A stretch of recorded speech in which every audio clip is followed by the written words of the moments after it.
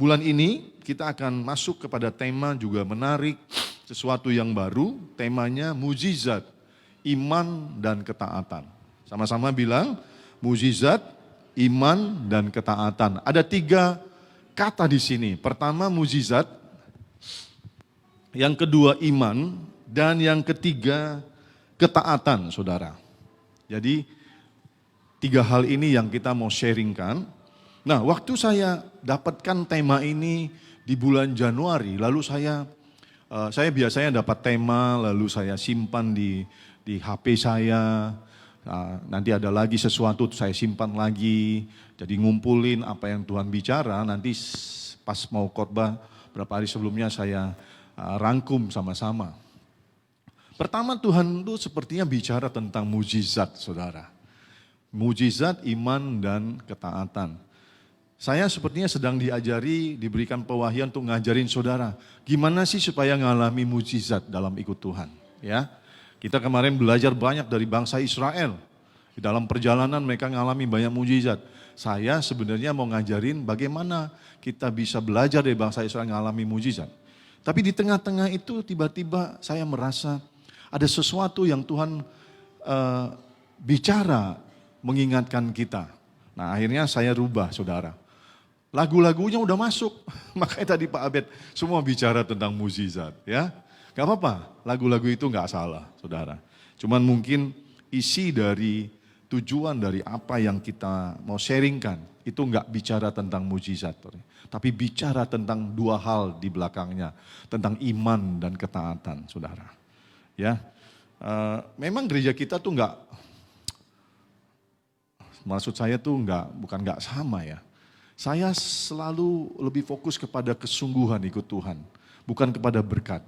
Karena saya percaya, waktu kita sungguh-sungguh ikut Tuhan, berkat itu otomatis Tuhan berikan. Amin. Jangan kejar berkatnya, kejar Tuhannya.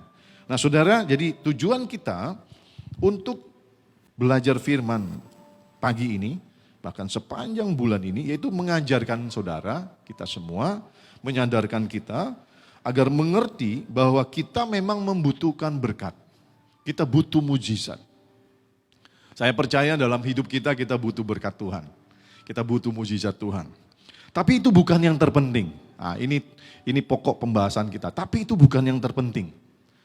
Yang terpenting adalah bagaimana kita bisa masuk ke dalam tujuan yang ditetapkan Tuhan. Dan pada akhirnya kita layak untuk masuk dalam kerajaan surga. Selama kita hidup, kita masuk kepada rencana Tuhan. Lalu pada akhirnya ketika Tuhan datang kedua kalinya, kita dijemput atau Tuhan datang melalui kematian, kita ini kedapatan layak di hadapan Tuhan dan masuk surga. Gereja ada untuk mempersiapkan saudara masuk surga. Ingat baik-baik ya. Gereja ini ada untuk mengingatkan saudara, ngajarin saudara, mempersiapkan saudara satu saat kalau Tuhan panggil masuk surga. Saya nggak pernah khotbah nyiapin saudara jadi orang kaya, sukses. Nggak, tapi saya percaya kalau saudara sungguh-sungguh sama Tuhan, saudara akan diberkati sama Tuhan. Bilang amin saudara. Nah saudara yang dikasih Tuhan, mari kita baca ayatnya dalam Markus 8 ayat 36. Sama-sama dengan suara keras, 2-3. Apa gunanya seorang memperoleh seluruh dunia, tetapi ia kehilangan nyawanya. Ayat ini sejak saya lahir baru, saya sering mendengar, saudara. Saya sering dengar, lalu banyak teman-teman hamba Tuhan sering juga khotbah mengingatkan. Dan hari ini kita diingatkan kembali tentang ayat ini. Apa gunanya saudara, saya, kita memperoleh seluruh dunia, tapi kita kehilangan nyawa, atau kita binasa, atau kita gagal masuk dalam rencana Tuhan. Nah ayat ini sangat jelas saudara. Ya dalam bahasa Indonesianya sebenarnya sangat jelas. Itu mengingatkan kita untuk apa kita punya segala sesuatu. Punya harta yang banyak. Deposito yang berlimpah, pabrik yang besar, mobil mewah, rumah besar, berlian, hal-hal lainnya, jabatan tinggi. Titelnya berderet-deret, untuk apa kalau pada akhirnya kita tuh enggak masuk surga, saudara. Itu akhirnya. Tapi juga untuk apa kalau dalam perjalanan hidup kita ini, ternyata kita tidak bisa memuliakan Tuhan. Ternyata kita hidup jauh dari apa yang Tuhan ingin kita lakukan. Karena sebenarnya kalau kita sadari, Tuhan menyelamatkan kita supaya kita juga bisa bawa jiwa kepada Tuhan untuk diselamatkan. Katakan amin. Kalau kita sadari Tuhan memberkati kita, sebenarnya Tuhan mau pakai hidup kita untuk memberkati orang lain, saudara. Tuhan menolong engkau, memberikan engkau pekerjaan yang bagus, usaha yang bagus, memberikan engkau hikmat, memberikan engkau kekuatan, kesehatan, memberikan engkau kesempatan. Sebenarnya Tuhan mau pakai engkau untuk memuliakan nama Tuhan, di mana Tuhan tempatkan engkau. Di mana engkau tinggal, engkau jadi saksi, jadi teladan, engkau jadi alat Tuhan. Memuliakan nama Tuhan, melalui hidupmu nama Tuhan dimuliakan. Melalui hidupmu banyak orang dibawa kepada Tuhan. Itu yang harus kita sadari. Itu merupakan rencana, merupakan kehendak Tuhan atas hidup kita. Sebenarnya kalau kita mengingat pelajaran-pelajaran the spiritual journey. Saya pernah ajarin saudara. Yang ditulis oleh Rick Warren. Mulai dari kita diciptakan untuk menyembah Tuhan. Jadi orang percaya, menyenangkan hati Tuhan. Kita diciptakan untuk masuk dalam keluarga Allah. Jadi satu komunitas, saling memperhatikan, saling menolong, saling mendoakan. Bahkan kita saling memproses, besi menajamkan besi sehingga dalam komunitas itu kita bertumbuh rohani kita. Setelah kita diproses, kita menghasilkan karakter Kristus. Kita diciptakan untuk menjadi sama seperti Kristus. Waktu rohani kita mulai baik seperti Kristus, Tuhan mau kita masuk step keempat. Apa? Kita melayani Tuhan. Melayani gerejanya, melayani jemaat Tuhan. Setelah kita melayani, yang kelima, Tuhan mau kita keluar, menjalankan misi dunia, supaya setiap orang dengar nama Yesus. Bawa orang datang kepada Yesus. Nah pertanyaannya, kita ada di posisi mana dalam perjalanan kita ikut Tuhan? Berapa lama saudara ikut Tuhan? Berapa tahun, berapa puluh tahun saudara ikut Tuhan? Lalu saudara posisinya di mana?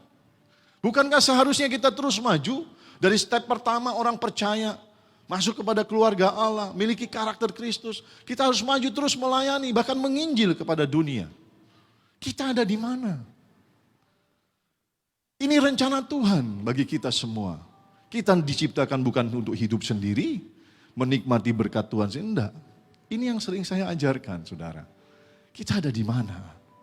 Nah, saudara yang dikasih Tuhan, ayat ini juga ngajarin kita agar jangan salah menilai, jangan salah prioritas, jangan salah fokus dalam hidup ini. Ayat ini mengingatkan kita supaya kita jangan fokus kepada hal-hal dunia, harta, jabatan, pangkat, kemewahan, segala sesuatu yang sifatnya sementara di dunia ini. Tapi ayat ini sedang ngajarin kita, gimana kita bisa fokus kepada hal-hal yang bersifat kekal, bersifat rohani, bersifat surgawi, saudara. Kalau kita orang Kristen gak punya tujuan surgawi, jangan jadi orang Kristen, saudara. Jadi ateis saja, percuma saudara jadi orang Kristen. Sebagai orang Kristen, kita harus punya tujuan hidup. Bagaimana kita bisa masuk surga? Itu yang harus jadi prioritas. Itu yang harus selalu kita sadari, kita pikirkan, kita usahakan. Itu yang harusnya jadi fokus hidup kita. Di samping kita menjalani pekerjaan kehidupan kita di dunia ini. Tapi kita nggak salah prioritas, saudara. Saya juga masih berusaha kok. Saya nggak perlu jadi full time untuk jadi hamba Tuhan, jadi gembala. Tapi saya punya prioritas, saya melayani Tuhan. Dan saya nggak mau masuk surga sendirian. Karena itu saya bikin gereja, Tuhan suruh. Saya mau ajak saudara kita semua masuk surga, amin. Nanti kalau di surga ketemu, Pak Jamer, terima kasih Pak Ferry ya. Selalu mengingatkan saya supaya sungguh-sungguh ikut Tuhan. Ketemu Pak Sam, Pak Sam luar biasa. Woi Pak Ferry, ketemu kita akhirnya ya. Terima kasih Pak Ferry selalu mengingatkan kami, gak capek-capeknya. Ngajarin kami, kasih teladan buat kami, kadang tegur kami. Saya senang kalau nanti ketemu di surga. Maaf nih cuman contoh aja. Tapi mana Pak Abed ya? Ketemu Pak Abed nggak? Nggak ada. Maaf Pak Abed, ini bercanda aja nih contoh. Alangkah sedihnya saya saudara. Mana Felix ya? Wah, nggak ketemu Felix. Sedih kan saya saudara. Guru-guru sekolah minggu juga pasti kan. Mana anakku ya yang kuajari sekolah minggu. Tapi kalau ketemu di surga, puji Tuhan ya. Akhirnya masuk surga juga kau. Puji Tuhan. Senang kan saudara? Betul nggak? Nah saudara yang dikasih Tuhan, ayat ini di bulan, masuk bulan Februari. Mengingatkan kita kembali. Karena masih panjang nih, masih 11 bulan ke depan. Supaya di tahun 2025 kita nggak salah fokus. Nggak salah prioritas. Nggak salah prinsip hidup kita dalam mengikut Tuhan. Amin. Nah saudara yang dikasih Tuhan, dalam hidup ini kita memang membutuhkan berkat. Kita butuh mujizat, kita butuh pertolongan Tuhan, kita butuh segala sesuatu. Tapi sekali lagi saudara, jangan salah prioritas, jangan salah fokus. Karena berkat mujizat itu sifatnya sementara. Amin. Mujizat kesembuhan, wah aku sembuh dari sakitku. Mujizat kesembuhan. Tapi nanti mati juga kan? Maaf nih, jangan marah sama saya. Sembuh dari sakit nih, tapi nanti mati juga kan? Karena kita semua pasti mati saudara. Mengalami pemulihan ekonomi, dari bangkrut, dari kekurangan, melarat. Banyak utang tiba-tiba diberkati, duitnya banyak saudara. Hartanya banyak, tapi nanti mati juga kan? Punya titel profesor, doktor, kaburator, saudara. Punya pangkat tinggi, mati juga kan? Karena semua yang di dunia ini, itu sifatnya sementara saudara. Kita hidup, Alkitab bilang umur itu 70 tahun. Musa tulis, manusia itu umurnya 70 tahun. Kalaupun bisa bonus 80, selebihnya kesusahan. Kalau nggak jaga kesehatan, biasanya udah 80, udah susah jalan lah. Udah capek lah jantungnya, udah nggak normal, nggak bisa dengar, udah mulai pikun saudara. Sebentar aja. Makanya Tuhan kembali ingatkan saudara dan saya. Mari fokuskan hidupmu selama engkau hidup ikut Tuhan pada fokus yang benar. Pada prioritas yang benar. Bukan berarti saudara nggak boleh kerja. Bukan berarti saudara nggak boleh punya cita-cita. Bukan, tetap jalani hidupmu.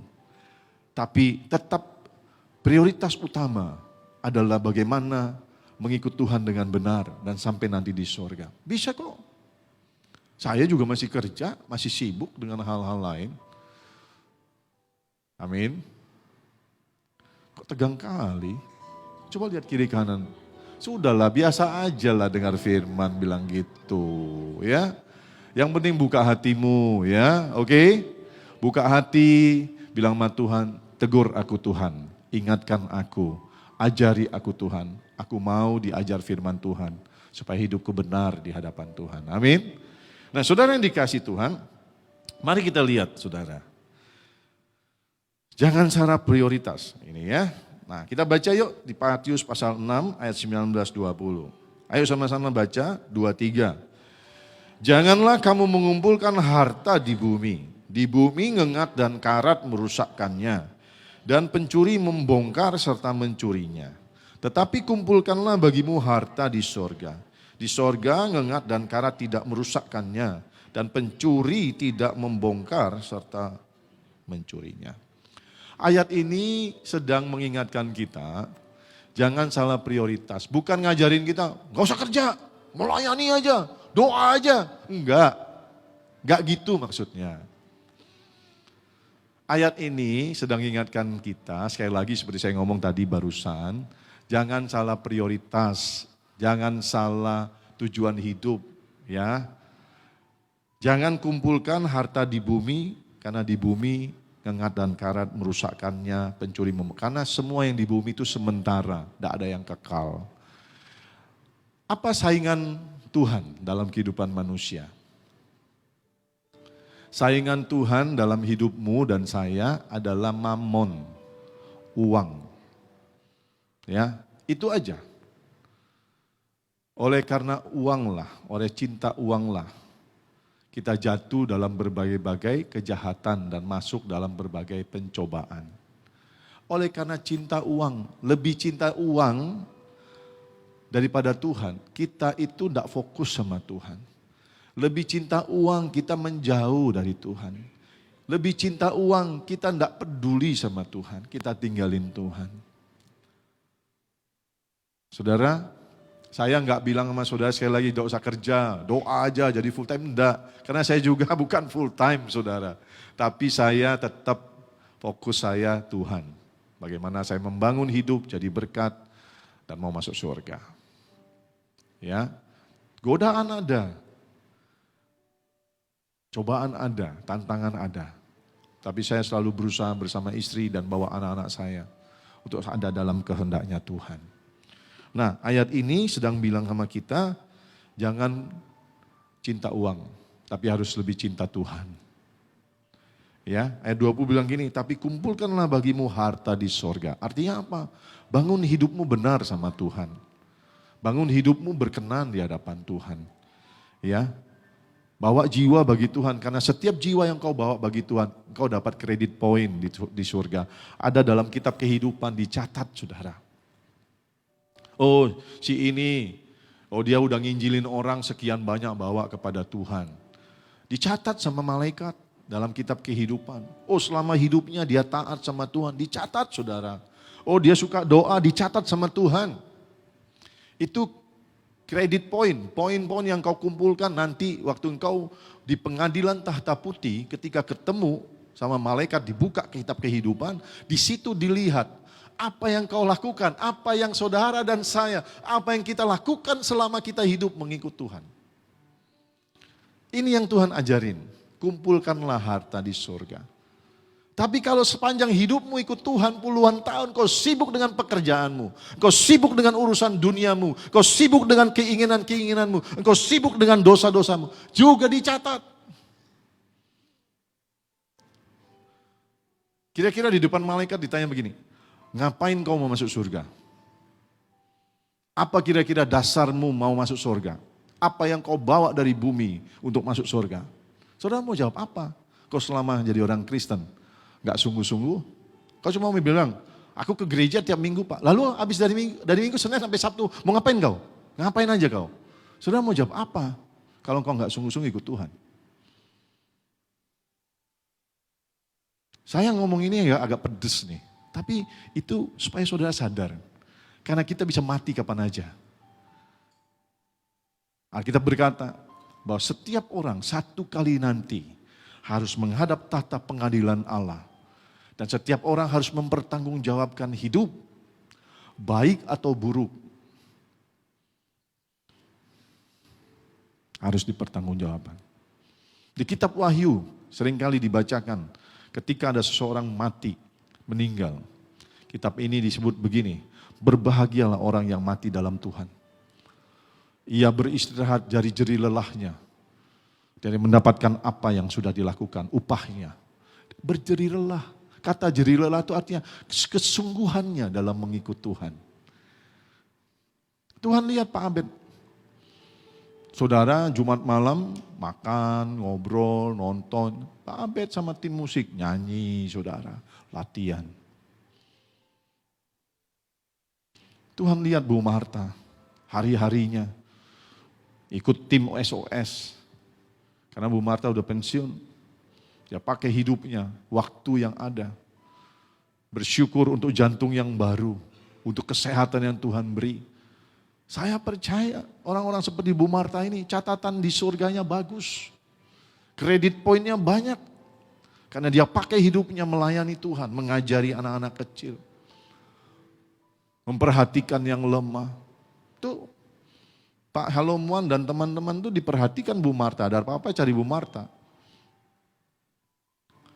Di tengah-tengah keterbatasan kesehatan, Bu Marta berjuang mengisi hidupnya supaya berkenan sama Tuhan. Mengunjungi orang sakit, tim SOS.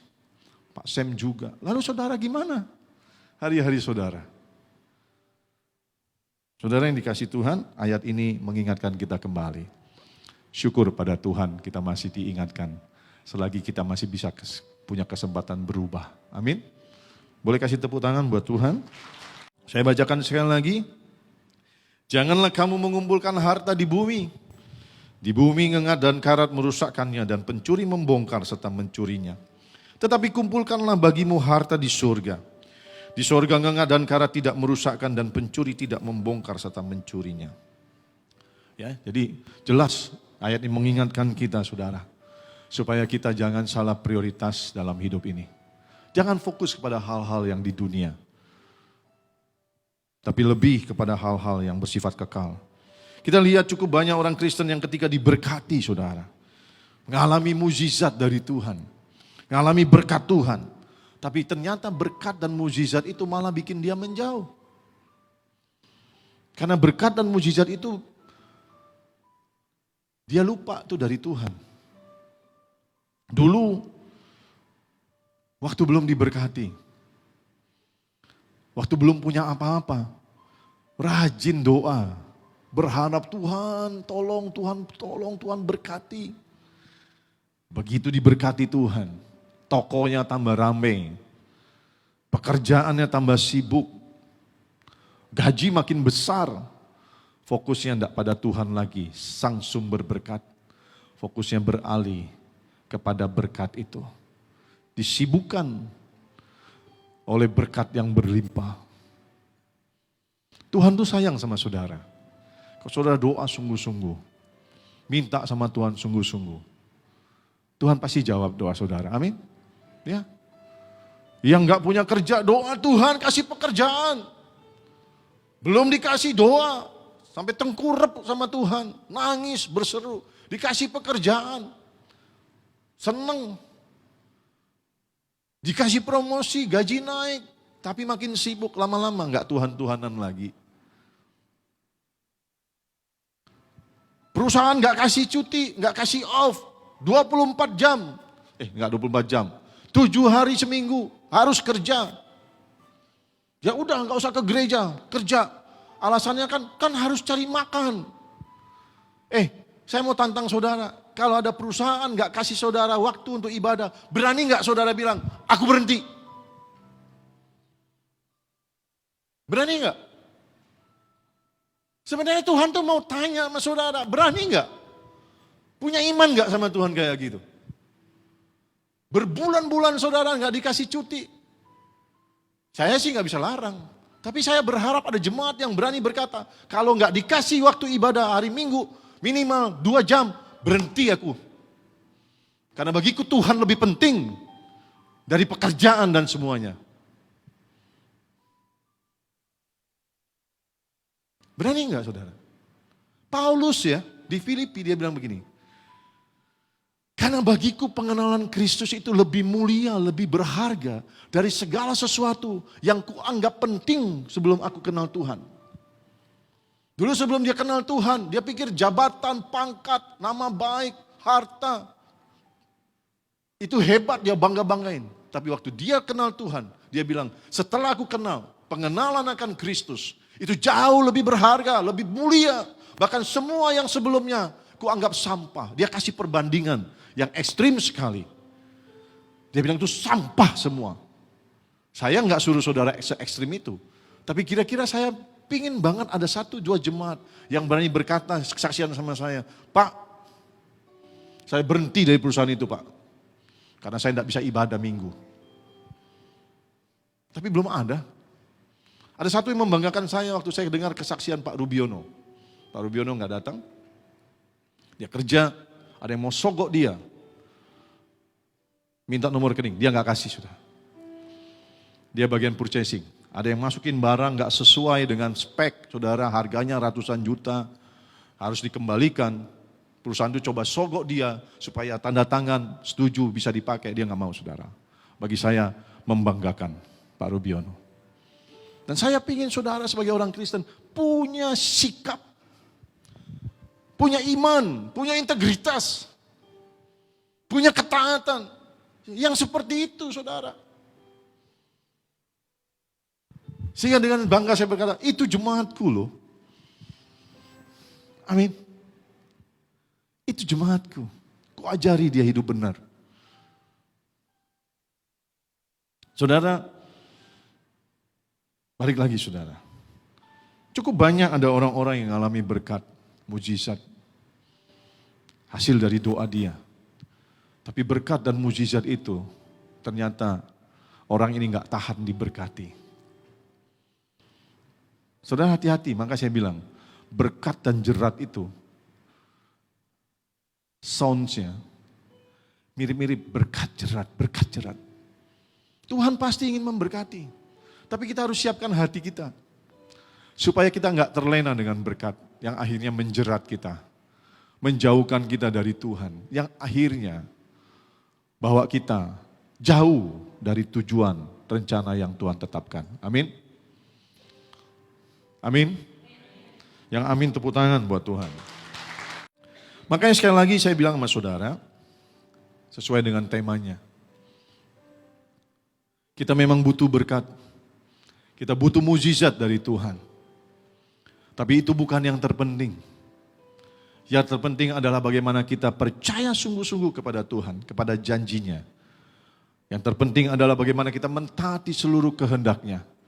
Itu dua hal itu, bukan yang pertama, bukan berkat dan mujizat.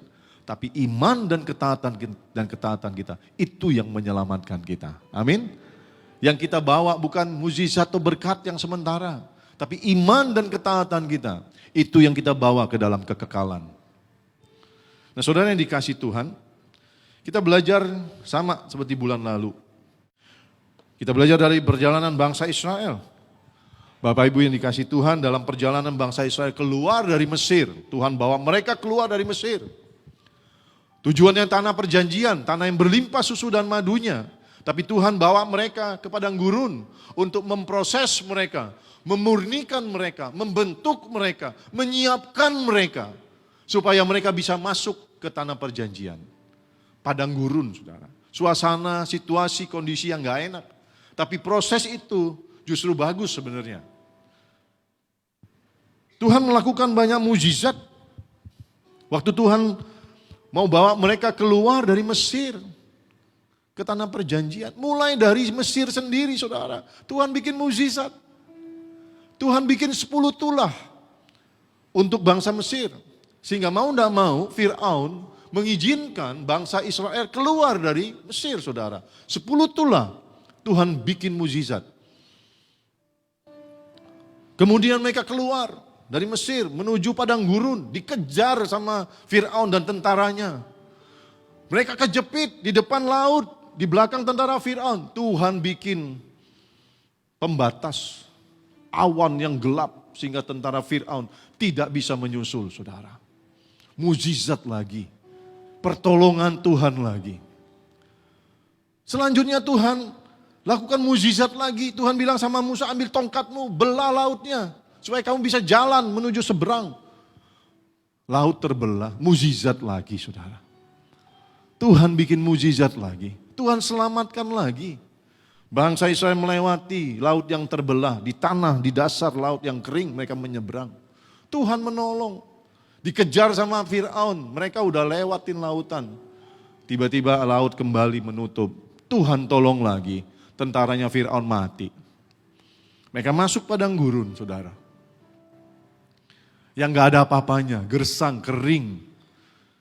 Alkitab mencatat, selama 40 tahun, mereka gak pernah sakit. Baju mereka gak rusak, sepatu mereka gak rusak. Tuhan buat mujizat saudara, banyak sekali. Gak ada yang bisa ditanam, gak bisa ada yang pelihara saudara. Tuhan kirim mana dari langit. Roti mana, saudara lihat di sini. Saya kasih gambaran-gambaran, nih laut dibelah, ada tiang awan, tiang api, roti mana. Tuhan kirim burung puyuh supaya mereka makan daging saudara. Ketika mereka pengen makan daging, Tuhan kirim burung puyuh. Waktu tidak ada air di sana, Tuhan suruh Musa ketok itu perintahkan batu untuk keluarin air, keluar airnya, mujizat saudara. Banyak mujizat, banyak pertolongan, banyak berkat Tuhan. Dalam perjalanan bangsa Israel keluar dari Mesir, lewatin padang gurun menuju tanah perjanjian. Banyak sekali mujizat, pertolongan berkat Tuhan. Tapi apa yang terjadi, saudara? Alkitab mencatat, apa yang terjadi? Sebagian besar, saudara, laki-laki yang berumur 20 tahun ke atas ketika mereka keluar dari Mesir, mati di padang gurun. Sebagian besar, ratusan ribu, saudara, mati di padang gurun. Bukan 1-2 orang, bukan puluhan, bukan ribuan. Ratusan ribu mati. Laki-laki yang berumur 20 tahun ke atas. Hanya 2 saja yang selamat, yaitu Joshua dan Kaleb. Cerita ini sedang kembali menyadarkan saudara dan saya. Ini yang Tuhan taruh di hati saya menyampaikan kepada saudara. Kita perlu mukjizat dalam hidup ini. Kita butuh berkat, kita butuh pertolongan Tuhan. Kita butuh kelepasan, kita butuh kesembuhan. Tapi itu tidak menyelamatkan kita. Itu tidak membawa kita ke surga. Itu tidak membawa kita kepada penggenapan janji Tuhan. Itu tidak membawa kita kepada tanah perjanjian. Itu sementara saja. Buktinya bangsa Israel ngalami, gak cuma lihat, ngalami berkali-kali berkat, mujizat, pemulihan, pertolongan Tuhan. Tapi mereka mati di padang gurun. Cuman 2 yang selamat, Joshua dan Kaleb. Saya renungkan, saudara, perhatikan ini penting. Saya renungkan. Kalau padang gurun menjadi waktu ujian, waktu proses sebelum masuk ke tanah perjanjian, mereka bahkan tidak bisa menyelesaikan proses itu. Karena mereka mati di padang gurun. Mereka bahkan tidak melewati padang gurun. Mereka mati di padang gurun. Artinya mereka mati, mereka gagal, mereka binasa di tengah-tengah ujian proses. Seharusnya minimal selesailah proses ujian itu. Saya kasih contoh nih. Anak sekolah dikasih tahu. Kita ada ujian ini ya. Mulai tanggal 25 Januari sampai 30 Januari, 5 hari kita ujian. Begitu selesai ujian, tanggal 30, tanggal 1 Februari nggak ujian lagi kan? Selesai kan? Tinggal nunggu, lulus nggak lulus. Tapi udah selesai ujiannya, betul toh? Tinggal nunggu lulus nggak lulus. Tapi udah selesai ujiannya. Nah bangsa Israel ini di tengah-tengah ujian mati, saudara. Bahkan tidak menyelesaikan. Jangankan masuk tanah perjanjian, menyelesaikan proses saja tidak bisa. Padahal mereka mengalami banyak mujizat, banyak berkat. Saudara, Tuhan sedang ingin mengingatkan saudara dan saya. Tuhan pasti menolong saudara. Katakan amin. Tuhan pasti lakukan mujizat buat kita. Tuhan pasti memberkati. Tapi sekali lagi, Tuhan ingatkan, jangan sampai berkat dan mujizat itu malah menjerat kita. Karena kita tidak siap diberkati. Kita tidak siap untuk dipromosi. Tuhan pasti menolong kita. Kalau hari-hari ini engkau sedang di padang gurun, engkau sedang mengalami proses, ujian, keadaan gak enak, Tuhan pasti mendengar doamu. Tuhan pasti mencukupkan keperluanmu. Seperti bangsa Israel, dikirim mana, dikirim burung puyuh, dikirimkan air, saudara. Tuhan pasti menjaga hidupmu. Pasti. Tuhan ingin bawa engkau melewati proses itu dan masuk tanah perjanjian. Karena Yeremia pasal 29 ayat 11, ini janji Tuhan. Ini rancangan Tuhan. Tuhan bilang, aku tahu rancangan-rancangan apa yang ada padaku mengenai kamu. Yaitu rancangan masa depan yang penuh dengan damai sejahtera, penuh dengan harapan, bukan rancangan kegagalan, bukan penderitaan, bukan kekecewaan, bukan air mata, tapi masa depan yang penuh harapan, yang terbaik. Tuhan mau menolong kita supaya kita masuk rancangan Tuhan, masuk tanah perjanjian. Tapi siapkah kita dalam hidup ini untuk terus fokus sama Tuhan? Untuk terus sungguh-sungguh percaya janji Tuhan. Untuk dengar dan lakukan firman Tuhan. Kita tidak bisa ikut 2 Tuhan. Satu mau ikut Tuhan, satu lagi kejar mamon. Tidak bisa saudara. Alkitab bilang engkau tidak bisa mengabdi kepada 2 Tuhan. Engkau mau masuk surga tapi nggak fokus sama Tuhan.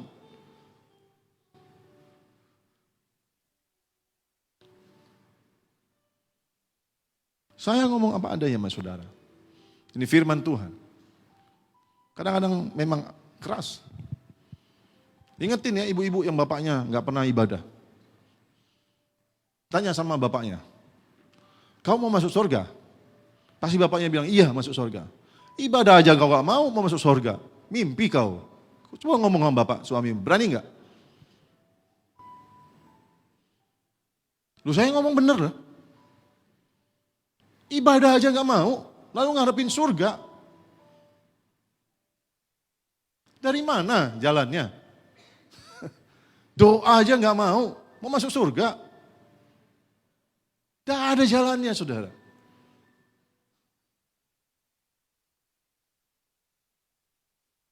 Tidak bisa. Hidup di dunia ini sebagai persiapan untuk masuk dalam surga. Amin. Hidup di dunia ini sebagai latihan untuk tinggal di surga. Karena di surga nanti itu semuanya bersifat rohani. Roh kita, tubuh dan jiwa itu tidak ada saudara. Jadi hiduplah secara rohani di dunia ini. Supaya waktu roh kita dibawa Tuhan ke surga, sudah terbiasa dengan lifestyle-nya surga, saudara. Amin.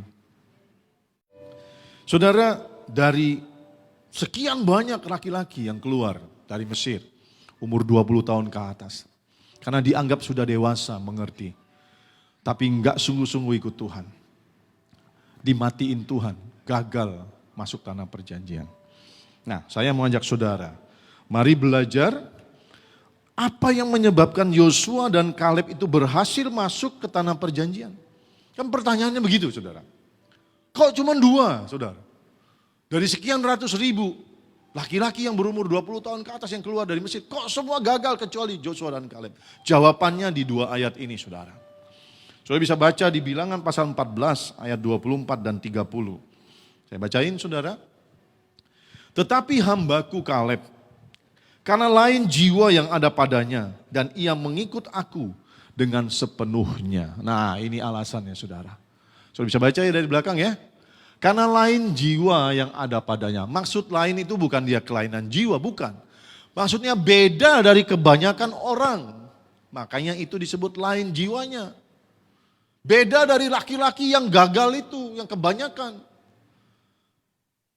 Lain jiwa dan ia mengikut aku dengan sepenuhnya. Sepenuh apa? Sepenuh hati, saudara. Akan kubawa masuk ke negeri yang telah dimasukinya itu dan keturunannya dan akan memilikinya. Loncat ke ayat 30, bahwasanya kamu ini, tuh firman Tuhan kepada bangsa Israel yang lain. Bahwasanya kamu ini tidak akan masuk ke negeri yang dengan mengangkat sumpah telah kujanjikan akan kuberi kamu diami, kecuali Kaleb bin Yefune dan Yosua bin Nun. Ada 2 yang diizinkan Tuhan. Mengapa? Karena mereka mengikut Tuhan dengan sepenuh hati. Beda, lain dari yang lain. Cerita ini di Bilangan pasal 14. Ini dari satu perikop berjudul 12 pengintai. Ada 12 pengintai, orang-orang hebat dari setiap suku yang dipilih Musa disuruh mengintai daerah yang akan dilewati oleh bangsa Israel. 10 ini pergi, saudara. Melihat, mengintai, saudara. Daerah itu. Bukan 10, 12 sama Kaleb sama Yosua. 12 pengintainya melihat hal yang sama. Lalu mereka pulang. Mereka menyampaikan kabar kepada Musa dan seluruh bangsa Israel. Tapi ada 2 yang berbeda. Yang 10 bilang begini, memang tempatnya itu subur, hasil tanamannya bagus, ini buktinya, kita bawa hasilnya. Tapi kata yang 10 ini, kita nggak mungkin, perhatiin, yang 10 bilang gini, tapi kita nggak mungkin bisa mengalahkan bangsa-bangsa yang tinggal di sana. Orang-orangnya orang-orang enak, itu ada satu suku namanya suku enak, bangsa enak. Oh itu besar tinggi, kita nggak mungkin ngalahin. Karena besar tinggi, Mereka raksasa dan kita seperti belalang.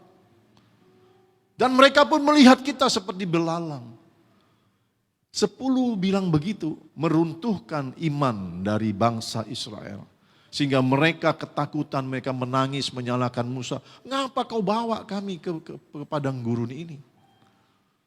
Mereka lupa janji Tuhan. Melihat keadaan, mereka lupa janji Tuhan. Mereka lupa akan mukjizat, pertolongan, berkat yang Tuhan lakukan. Mulai dari mereka keluar dari Mesir sampai hari itu. Mereka lupa. Mereka nggak percaya melihat kenyataan. 10 pengintai ini nggak punya iman. Tapi Joshua dan Kaleb bangkit berdiri mengoyakkan bajunya. Alkitab bercerita mereka koyakkan baju mereka. Mereka berkata tidak. Kira-kira gini kata-katanya. Ya, saya bacakan ya. Ayat ke-6. Tapi Yosua bin Nun dan Kaleb bin Yefune yang termasuk orang-orang yang telah mengintai negeri itu mengoyakkan pakaiannya dan berkata kepada segenap umat Israel, negeri yang kami lalui untuk diintai itu adalah luar biasa baiknya. Perhatikan ayat 8. Jika Tuhan berkenan kepada kita, maka Ia akan membawa kita masuk ke negeri itu dan akan memberikannya kepada kita. Suatu negeri yang berlimpah-limpah susu dan madunya. Hanya janganlah memberontak kepada Tuhan. Dan janganlah takut kepada bangsa negeri itu. Sebab mereka akan kita telan habis. Yang melindungi mereka sudah meninggalkan mereka. Sedang Tuhan menyertai kita. Janganlah takut kepada mereka. Beda antara 2 orang ini dengan 10. Dan segenap bangsa Israel yang lain yang ketakutan. Lupa janji Tuhan. Lupa berkat Tuhan. Lupa mukjizat yang Tuhan lakukan. Makanya Tuhan bilang ini hebat nih 2 orang ini. Lain jiwanya. Mereka mengikut aku, mereka percaya Tuhan sungguh-sungguh. Mereka taat sama Tuhan yang bilang jangan takut, maju terus. Ini yang Tuhan cari. Saudara mau masuk tanah perjanjian, mau masuk penggenapan janji Tuhan, mau masuk surga. Kayak gini nih yang dicari Tuhan. Punya iman. Punya ketaatan, percaya walaupun belum melihat, walaupun banyak tantangan, percaya sama Tuhan.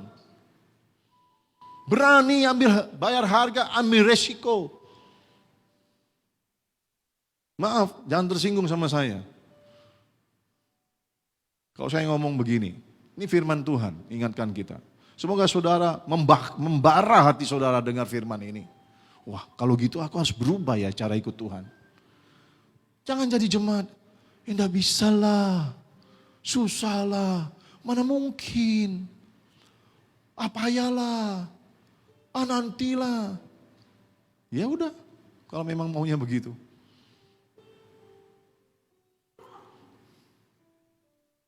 Alkitab ngajarin hari ini, mari seperti Joshua dan Kaleb. Kalau Tuhan berkenan, ayo sama-sama bilang, angkat tangan saudara. Yang kanan semua bilang begini. Kalau Tuhan berkenan, Tuhan pasti tolong saya. Kalau Tuhan berkenan, Tuhan pasti bawa saya masuk tanah perjanjian. Tepuk tangan buat Tuhan. Tapi kan seperti yang kita ngomong, kalau Tuhan berkenan artinya hidup kita ini harus berkenan sama Tuhan. Benar enggak? Kalau Tuhan berkenan, Tuhan senang lihat kita. Dia pasti bawa masuk, saudara. Penggenapan janji-janjinya. Tuhan berkenan, Tuhan menyatakan kemuliaannya. Saudara, kuasa Tuhan tidak terbatas dengan keadaan dunia ini. Karena kuasa Tuhan melebihi apapun, tidak terbatas oleh apapun. Kalau Dia berkenan, Dia sanggup menolong. Kalau Dia berkenan, Dia sanggup menyembuhkan. Kalau Dia berkenan, Dia sanggup memberkati, melakukan mukjizat bagi kita. Tapi kita harus berkenan. Amin. Makanya pikirkan tiap hari, aku harus hidup berkenan sama Tuhan. Cara pikir kita, respon kita, tindakan, cara hidup kita harus berkenan sama Tuhan. Lihat bilangan pasal 32 ayat 11-12. Ini 2 yang menyatakan Bagaimana Joshua dan Kaleb itu terpilih hanya 2 dari sekian ratus ribu yang bisa masuk tanah perjanjian. Saya bacain ya, Bilangan 32 ayat 11-12. Bahwasanya orang-orang yang telah berjalan dari Mesir yang berumur 20 tahun ke atas tidak akan melihat negeri yang kujanjikan dengan bersumpah kepada Abraham, Ishak dan Yakub, oleh karena mereka tidak mengikut aku dengan sepenuh hati. Lihat, karena tidak mengikut dengan sepenuh hati, mereka gagal masuk tanah perjanjian. Tapi Yosua dan Kaleb di ayat 12, perhatikan, kecuali Kaleb bin Yefune orang Kenas itu dan Yosua bin Nun, sebab keduanya mengikut Tuhan dengan sepenuh hati, saudara.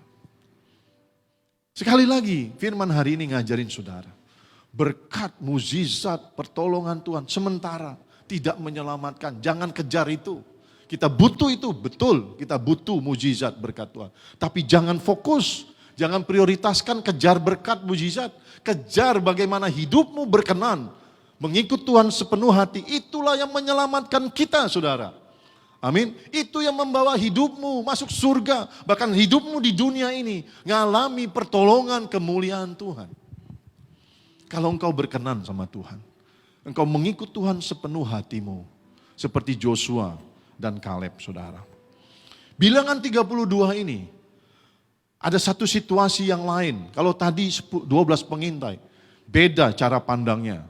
2 dengan 10. Pasal 32 ini bicara, saudara, Bani Ruben, Bani Gad. Jadi dalam perjalanan itu, mereka ternyata berternak juga. Nah, waktu mereka dalam perjalanan sudah mau menyeberang sungai Yordan, karena ini padang gurun ya. Ini sungai Yordan, mau masuk menyeberang sungai Yordan, masuk tanah perjanjian. Ternyata mereka piara banyak hewan, ternak. Mereka diberkati, Bani Gad dan Bani Ruben ini. Diberkati Tuhan. Yang anak-anaknya yang 20 tahun kan sudah mati. Yang 20 tahun ke bawah jadi gede, kan 40 tahun di sana. Mereka beternak. Ternaknya banyak suku Ruben dan Gad. Tapi waktu mereka sudah banyak ternak, kan tujuannya tanah perjanjian toh? Bukan padang gurun kan? Di padang gurun mereka udah diberkati Tuhan. Mujizat loh bisa punya peternakan di padang gurun. Tapi apa yang terjadi? Saya bacain Bilangan 32 ayat 1 sampai 12 secepatnya. Adapun Bani Ruben dan Bani Gad ternaknya banyak, bahkan sangat banyak sekali.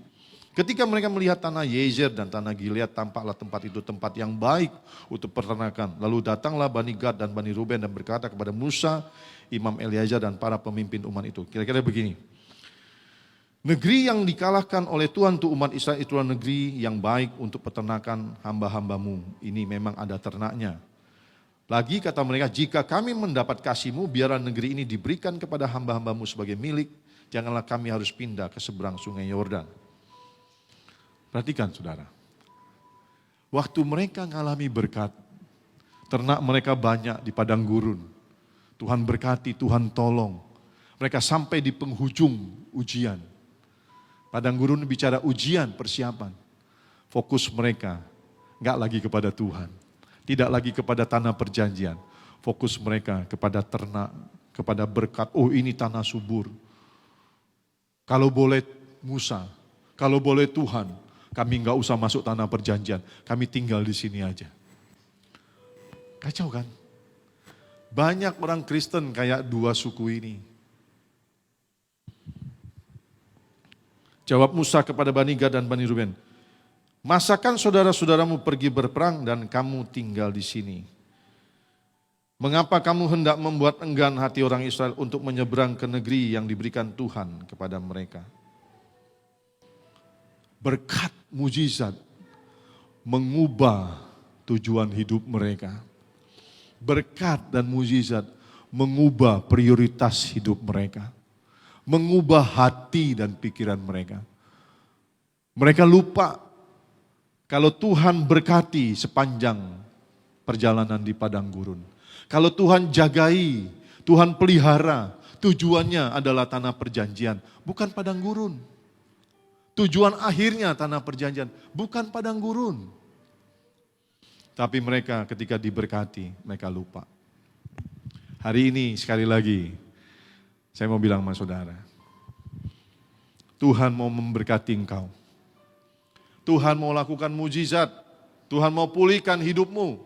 Tuhan mau tolong engkau dari banyak hutang, lewat hutangnya. Diberkati, Tuhan mau sembuhkan engkau. Tuhan mau promosikan engkau. Supaya engkau masuk pada penggenapan janji Tuhan. Tapi ingat, jangan sampai berkat itu, jangan sampai mujizat itu menjauhkan engkau dari Tuhan. Jangan sampai berkat dan mujizat itu mengubah cara pandang hidupmu. Sehingga engkau tidak lagi fokus kepada tujuan yang Tuhan tetapkan. Tapi hidupmu hanya lihat berkat. Engkau gak mau berjalan lagi sama Tuhan. Ingat itu saudara. Semakin diberkati, harusnya semakin sungguh-sungguh sama Tuhan. Semakin diberkati, semakin dipromosi, harusnya hatimu tetap tertuju kepada Tuhan. Sehingga Tuhan akan percayakan hal-hal lebih lagi. Baru dikasih pendapatan 25 juta sebulan. Dari pendapatan 5 juta, jadi 25 juta. Udah gak gereja-gereja lagi. Gimana mau dikasih pendapatan 50 juta sebulan? Baru dikasih kaya dikit, udah sibuk, gak ada waktu ibadah, gak ada waktu doa, gak ada waktu untuk melayani. Gimana mau Tuhan mau angkat engkau lebih lagi? Ternyata engkau gak siap diberkati berlimpah. Tapi mulailah belajar. Sebagaimanapun engkau diberkati Tuhan, hatimu tetap untuk Tuhan. Amin. Seberapa banyak pun berkat yang Tuhan berikan, hatimu tetap mengingat Tuhan. Waktu gaji 5 juta, kasih perpuluhan 500 ribu. Sorry, saya enggak mancing-mancing saudara kasih perpuluhan. Saya sedang ngajarin saudara. Gaji 5 juta, kasih 500 ribu perpuluhan, sukacita. 400 ribu. Tuhan lihat rajin perpuluhan, diberkati. Naik gajinya 10 juta. 1 juta mulai berat. Waduh, 1 juta men. Kalau beli sepatu, beli HP nih kumpul 2 bulan beli HP. Masih kasih walaupun berat. Kasih 20 juta. Waduh, 2 juta nih. Kasih enggak ya? Kasih enggak ya? Ya udah kasih 1 juta aja. Mulai curi 50% yang harusnya diberikan. Tuhan mulai bilang, Tapi Tuhan uji lagi, naikin 50 juta. Perpuluhannya 5 juta men. 5 juta. Wah, jangan dah. Kumpul 2 bulan beli iPhone. Ya elah. Yang begini mentalnya. Mau diberkati Tuhan. Tidak bisa saudara. Jadi orang kaya itu harus siap untuk ingat Tuhan itu adalah sumber berkat. Amin. Semakin kau ingat Tuhan, Tuhan tidak segan kasih-kasih. Tuhan tidak segan. Saya banyak dapat cerita, semakin orang itu ingat Tuhan. Karena firman Tuhan itu jelas. Jangan pernah lupakan Tuhan. Kitab Ulangan bilang gini, kalau aku memberkati engkau, bukan karena engkau bangsa yang lebih besar dari yang lain. Bukan karena ini itu, tapi karena aku mengasihi engkau. Ingat, jangan pernah lupa. Sebab Tuhanlah yang membuat engkau jadi kaya. Saudara, mari belajar dari hal-hal kecil. Amin. Saya mau kasih kesaksian. Saya kalau cerita keluarga, saya tidak bisa cerita yang lain kecuali keluarga. Mau cerita harta saya nggak banyak. Mau cerita yang lain kan nggak bisa. Saya nggak bisa duduk di atas mobil Ferrari. Oh bangga-bangga saya punya Ferrari. Karena saya nggak punya Ferrari, saudara. Mobil aja masih kredit. Saya nggak bisa foto-foto di Paris, depan Menara Eiffel. Nggak bisa, belum punya duit ke Paris, saudara. Lalu apa yang jadi kebanggaan saya, yang bisa saya ceritakan jadi kesaksian? Ya istri dan anak-anak saya. Bagaimana saya mendidik istri dan anak-anak saya cinta Tuhan, ingat sama Tuhan, takut Tuhan, taat sama Tuhan. Itu yang saya ceritakan dan semoga ini jadi kesaksian. Saudara, saya punya anak 3, Erik, Olive, Nathan. Erik mau menikah, saudara. Perlu uang banyak. Banyak, karena menikah di Jakarta. 1 orang di Jakarta, biaya hotelnya, makannya, itu sama 1 meja di Batam. Sehingga gak bisa juga undang banyak-banyak, cuma 150 orang. Butuh uang yang banyak. Kami gak punya uang cash. Ada aset. Saya cuma bilang sama Erik, kalau nanti rumah di Cemara bisa dijual, atau ruko di Pelita dijual, ada uang cash, papi bisa kasih. Dari total yang dibutuhkan, saya baru bisa kasih 1/3. Masih 2/3. Erik udah bilang, Januari segini sih. Bulan lalu. Saya bilang sama maminya, kasih tahu Erik, papi gak punya uang loh. Kalau ada pasti papi kasih. Kami cuma bilang sama Tuhan, Tuhan kami sayang anak kami. Gimana pun anak menikah pasti orang tua mau tolong, cukupkan. Kami udah janji sama Erik. Saudara tahu, kalau engkau sungguh-sungguh sama Tuhan, engkau ikut Tuhan benar, Tuhan bisa berkati dengan cara yang ajaib. Ini sebagai upah karena engkau mengikut Tuhan sepenuh hati. Bulan November akhir, Erik itu kerja di TikTok, saudara. Gajinya cukup lah. Untuk hidup, tinggal, nyimpen dikit. Gak ada lebih. Tiba-tiba dia dapat satu pekerjaan online, namanya Outlayers. 1 jam dibayar $25. Kerjanya gampang, saudara. Jadi dia kalau kerja 2 laptop, saudara. Bikin. 1 minggu dia bisa dapat $1.400, hampir 20 juta. Nah kemarin saya sempat tanya sama dia setelah 1 bulan setengah, Rick, 1 bulan setengah ini kamu dapat berapa? Kurang lebih 114 juta, papi. Tepuk tangan sudah buat Tuhan. 1 bulan setengah. Saya bilang sama maminya, dahsyat Tuhan tuh ya. Tuhan dengar doa kita. Kita gak punya uang untuk bantu Erik. Di tanggal-tanggal yang sudah ditetapkan harus cicip, bayar ini. Tapi Tuhan langsung berkati Erik. Dan lebih membanggakan yang saya mau cerita sama saudara. Kami didik anak-anak dari kecil, cinta Tuhan, ingat Tuhan. Tiap minggu Erik tuh gajian dari Outlayer, kalau dari TikTok sebulan sekali. Yang 114 juta tiap minggu, saudara. Tiap minggu. Tiap minggu juga dia kirim maminya untuk perpuluhan. Dan saudara tahu, dia janji sama Tuhan bilang begini, Tuhan aku gak cuma kasih 10%. Sekalipun aku dapat kurang dari 10%, aku tetap mau kasih Tuhan 10%. Dan makin dia kasih, Tuhan terus berkati saudara. Tuhan berkati, Tuhan cukupkan. Bukan soal jumlah yang saya mau sedang cerita sama saudara. Itu membanggakan lihat anak-anak cinta Tuhan. Saya mau bilang begini. Sikapnya ikut Tuhan sangat menyenangkan, membanggakan kami. Bukan soal jumlahnya. Tiap minggu dia kirim maminya. Kemarin dia kirim lagi saudara. 1.000 ya. 1.100. Dia bilang, 1.000 apa 1.100? 1.000. Saya bilang sama maminya, 1.000 itu kurang lebih 3.600.000. Masa sih 1 minggu ini Erik bisa dapat 36 juta? Coba mami telepon, dapat berapa? Ringgit dia kirim. Dia cerita, minggu ini Erik cuma dapat hampir 5.000. Mestinya Erik cuma kasih 500. Tapi Erik sudah janji sama Tuhan. Erik mau kasih 1.000 dia bilang. Papi boleh ambillah sedikit 100 buat jajan. Dia kasih saya 100. Saya enggak marah. Harusnya, kok papi 100? Harusnya gereja yang 100. Enggak saudara. Saya cuma senyum. Ya udah 900 dia kasih buat gereja. Maaf, saya enggak sedang ngomongin uang. Saya sedang ngomongin bagaimana saya mendidik anak-anak untuk tetap ingat sama Tuhan. Bukan pada berkat. Kalau saudara punya anak-anak seperti itu, saudara akan bangga. Saudara akan bangga sekali. Makanya ikut BPN nanti ya, gimana didik anak.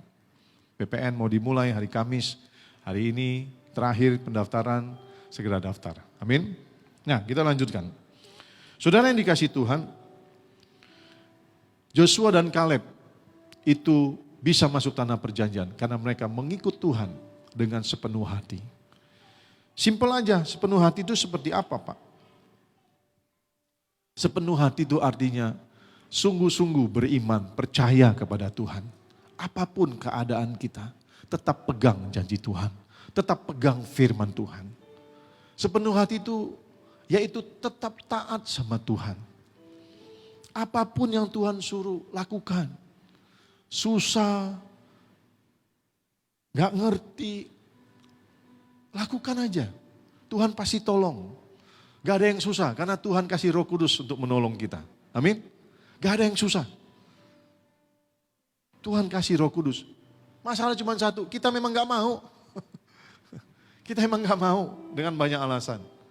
Jadi sepenuh hati itu iman dan ketaatan. Itu sepenuh hati. Karena itu ayo kita ikut Tuhan dengan sepenuh hati. Jangan main-main. Jangan setengah hati, saudara.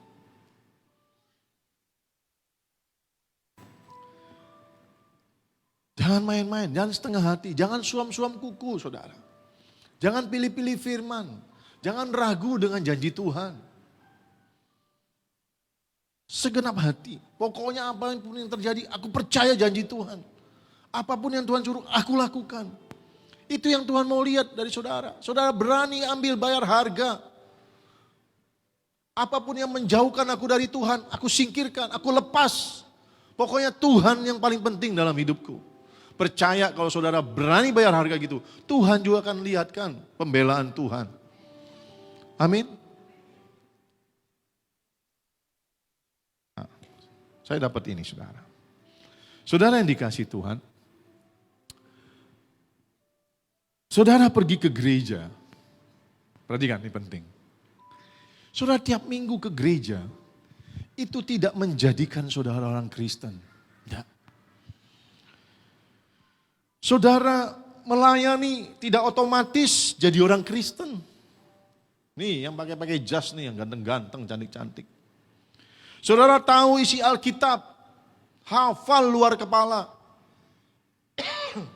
Tidak otomatis menjadikan saudara orang Kristen. Saudara pakai kalung segede mimbar ini kalau bisa, juga nggak bisa jadikan otomatis saudara orang Kristen. Loh kok gitu Pak? Saya kan ke gereja, saya melayani. Enggak.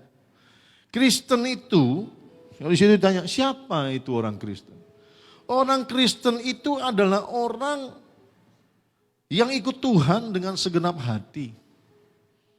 Yang taat dengan segenap hati melakukan firman. Itu Kristen. Kenapa? Karena Kristen itu artinya pengikut Kristus. Apa yang diikuti? Firman Kristus. Gaya hidup Kristus. Karakter Kristus. Itu Kristen. Saudara boleh khotbah, boleh pakai baju jas. Kalau hidupmu nggak ikut Tuhan sungguh-sungguh dengan sepenuh hati. Saudara nggak termasuk orang Kristen. Hanya kulit luarnya saja. Amin. Coba nanti renungkan pulang dari gereja ini. Saya ini udah betul Kristen gak? Atau Kristen-Kristenan? Kristen-Kristenan. Ya. Tampilan luarnya Kristen. KTP-nya Kristen. Hatinya bukan Kristen. Jiwanya bukan Kristen. Tuhan gak mau. Kita harus jadi Kristen sejati yang mengikut Tuhan dengan sepenuh hati. Gak apa-apa ya, gak lama sedikit. Pak Abed, nyanyi Pak Abed lagunya tuh yang kemarin. Ada satu lagu saudara. Nyanyi yuk, biar gak tegang kali. Coba lihat kiri kanan bilang, biar gak tegang kali bro, bilang. Nyanyi dulu ya. Silakan Pak Andi. Nyanyi judulnya Jejakmu Tuhan.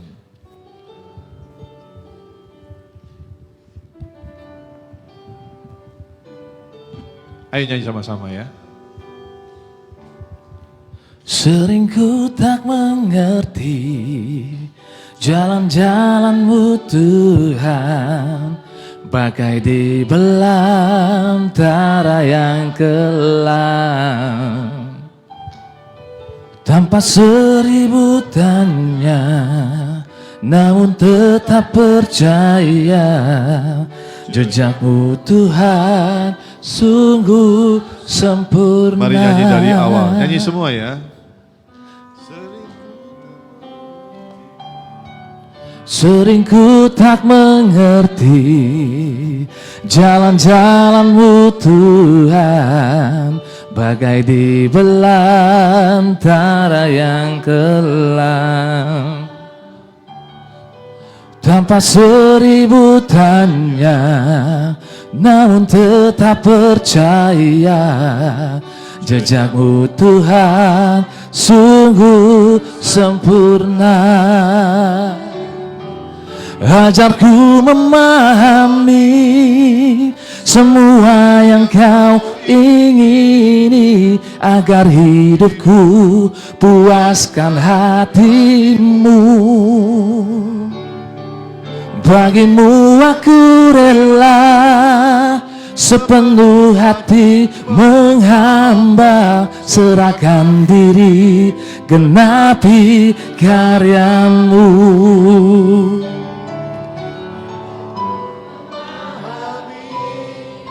Semua yang kau ingini, agar hidupku puaskan hatimu.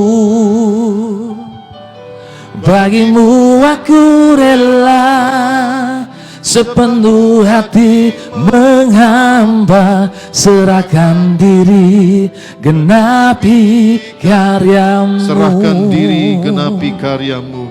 Serahkan diri genapi karyamu. Serahkan diri. Serahkan diri genapi karyamu.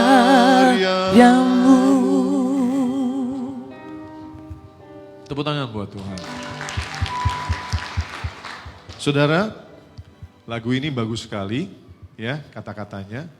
Bagimu aku rela memberikan hidupku untuk menghamba. Artinya apa menghamba? Lakukan semua apa yang Tuhan perintahkan untuk menggenapi rencana Tuhan. Tuhan punya rencana yang luar biasa buat kita. Amin. Selama kita di bumi, Tuhan mau berkati. Dan berkat itu Tuhan mau engkau pakai memberkati banyak orang. Jadi saksi, jadi alat Tuhan. Dan penggenapan janji Tuhan terakhir, kita tinggal bersama Tuhan di surga selamanya. Tepuk tangan buat Tuhan. Apa yang sebenarnya engkau cari dalam hidup ini? Pertanyaan untuk dijadikan refleksi hidup kita nanti pulang. Foto saudara pertanyaan ini. Apa yang engkau cari dalam hidupmu? Ya, apakah kau cari yang sementara atau yang kekal? Apa yang menjadi tujuan hidupmu? Tujuan hidup di dunia atau di surga? Di dunia yang sementara ini atau di surga yang kekal? Apa saudara?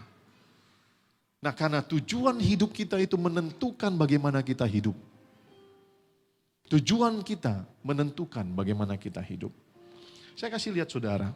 Ini terakhir, tetap semangat. Tadi saya lagi gosok gigi nih, pas mau siap-siap ke gereja.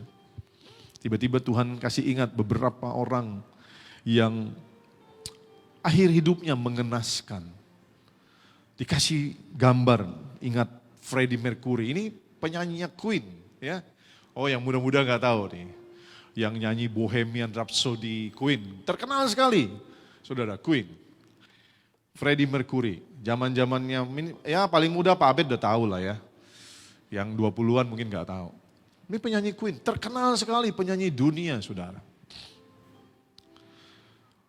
Dia meninggal kalau gak salah mewariskan harta 174 juta pound sterling. Pound itu hampir 20 ribu saudara. Berarti mewariskan hampir 3 triliun lebih. Apa yang dia dapat selama dia hidup? Terkenal, uang banyak, ya, digemari, fansnya banyak sekali, populer sekali. Tapi saudara tahu bagaimana akhir hidupnya? Dia mati kena HIV, AIDS. Dia homoseksual, saudara. Untuk apa uang sebanyak itu?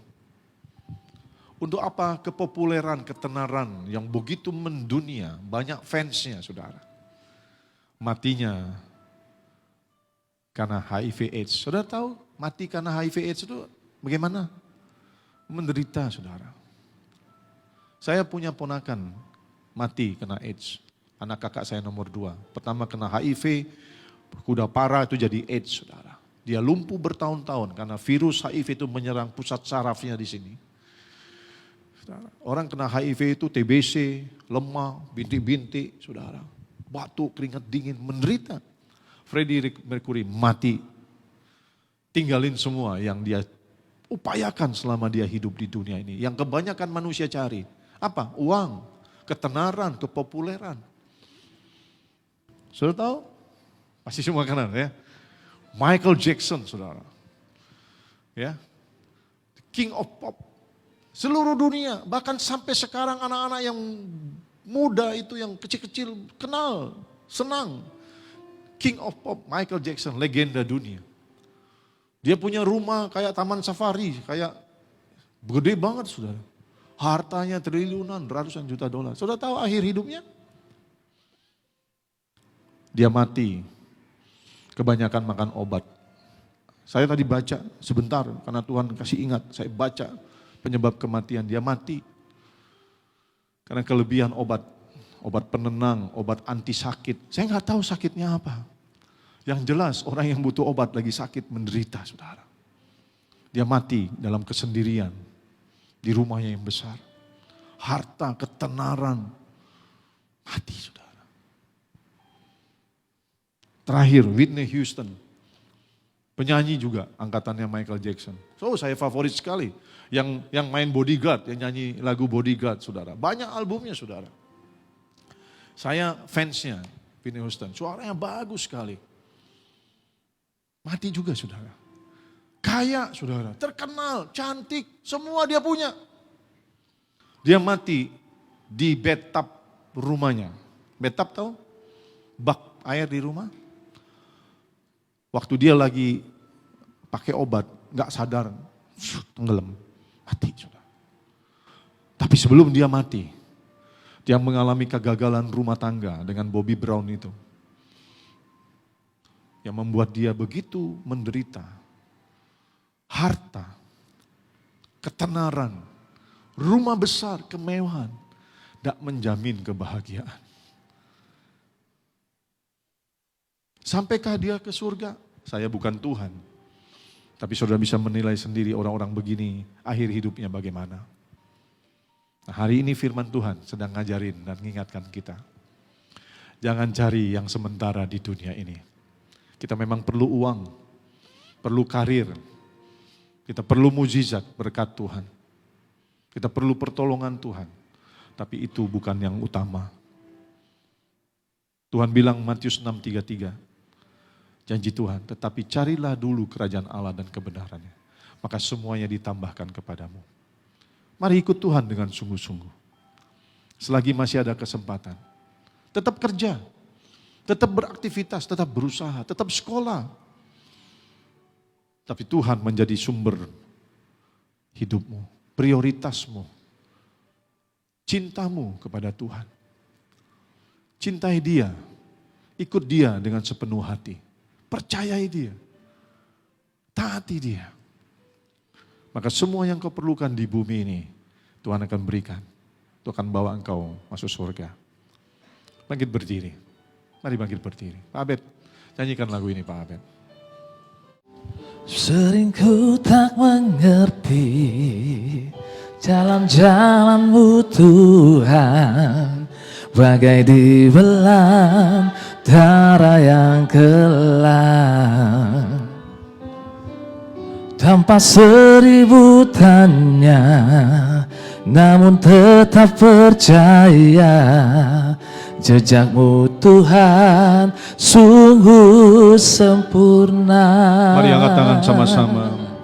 Ajarku memahami semua yang Kau ingini, agar hidupku puaskan hati-Mu.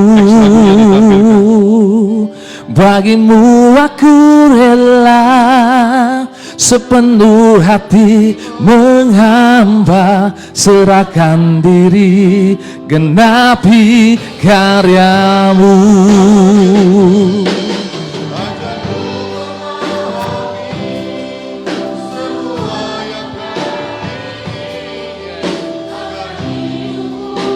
Puaskan hatimu.